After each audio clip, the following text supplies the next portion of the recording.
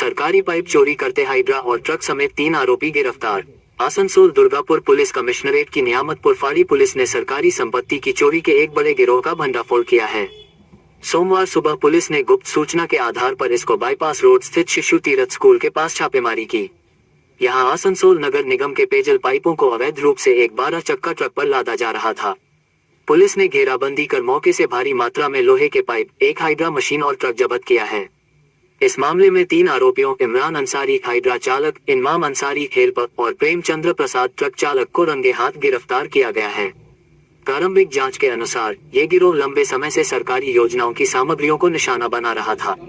सोमवार दोपहर तीनों आरोपियों को आसनसोल जिला अदालत में पेश किया गया, जहां से पुलिस ने गिरोह के अन्य सदस्यों और मास्टरमाइंड का पता लगाने के लिए उनकी 7 दिनों की रिमांड की मांग की है। না, পাইপটা আসলে চুরি হয়নি, তার আগেই পুলিশের তৎপরতা এবং পুলিশের উদ্যোগে সেটা ধরা পড়েছে, চোর ধরা পড়েছে। এটা সত্যি কথাই, এটা নিয়ামতপুর পুলিশের একটা অনেক বড় সাফল্য যে আমাদের তো এখানে পাইপলাইনের কাজ চলছেই এবং বিশাল আকারের পাইপ এখানে রোড সাইডে নামানো আছে।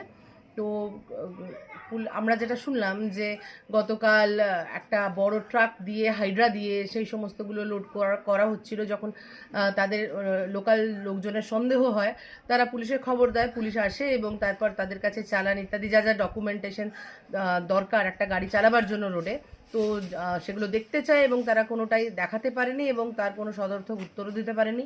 ফলত তাদেরকে গ্রেপ্তার করা হয়েছে, গাড়িগুলো বাজেয়াপ্ত করা হয়েছে।